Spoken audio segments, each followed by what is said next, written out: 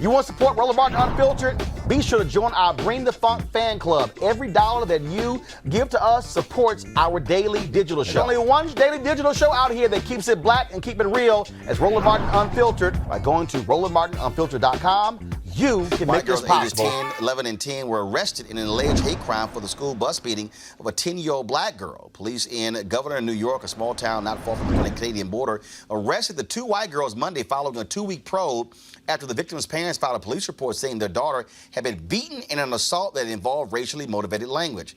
The town of Governor is 95% white, 1% black. The story out of Springfield, Virginia is crazy.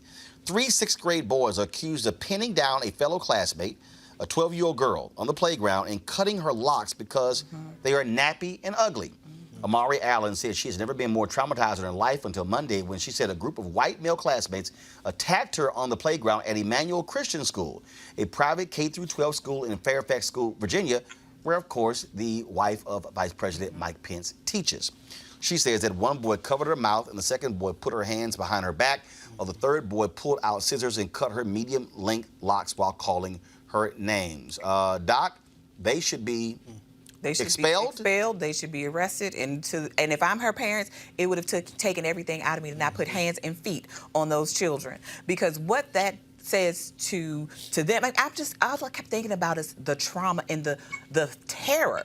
To be held down, have your mouth covered, and then somebody to pull out a sharp object. They could have stabbed her in her eye, her ear. They could have cut her face. They could have killed that girl. And we can call this harmless pranks. We can call it bullying. But that was assault.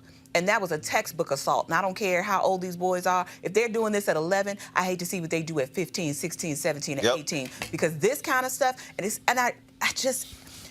I almost spit nails. Because where were any of the adults in either of these cases? Mustafa, this is again what we're seeing when it comes to how black hair is deemed to be offensive. Absolutely. Oh, and I know it firsthand. So, but you know, the interesting thing about this is that I hope folks will just slow down for a second and just flip the script and imagine that you had 3 black boys holding down a white girl, putting their hands over her mouth so she could not scream out, and then cutting her hair.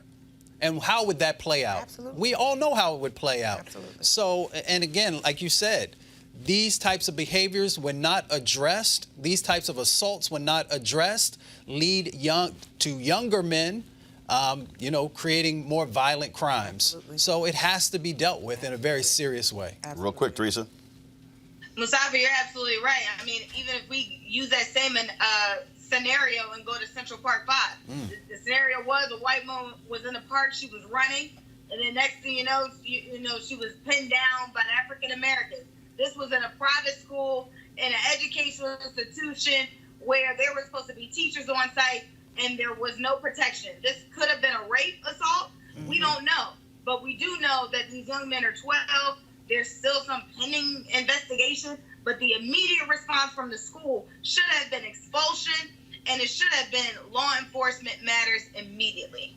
All right, folks, back to that Roland Martin Unfiltered video in just one moment. All right, folks, you heard me talk a lot about marijuanastock.org because I want to keep you informed of investment opportunities that make sense. We've all watched the growth of the cannabis industry. A recent report by New Frontier Data estimates the global cannabis market at more than $340 billion. Now, we know that marijuana legalization is sweeping the country state by state. We also know that marijuana has a good cousin, the hemp plant, with a much higher concentration of CBD. That means hemp gives you all of the medical benefits of marijuana without getting you high. Until recently, hemp farming was practically illegal in the United States and heavily regulated by the DEA. However, that all changed with the 2018 Farm Bill, making it legal to grow hemp in the U.S. Now, folks, this is very simple. They're going to need land to grow all of these plants in states where it is legal. This is not rocket science, and it's an incredible investment opportunity laid out by our good friends at 420 Real Estate. Their business model is simple. They buy land that supports hemp CBD grow operations and lease it to licensed, high-paying tenants. They are hemp CBD landlords, and you can get in on the action. What they've done for the folks watching Roland Martin Unfiltered is allow for you to make a minimum investment of $200. Originally, it was $500. Again, this crowdfunding campaign, you can give as little as $200 up to $10,000. When you participate, go to marijuanastock.org. That's marijuanastock.org. Get in the game and get in the game now. Now back to your Roland Martin Unfiltered video.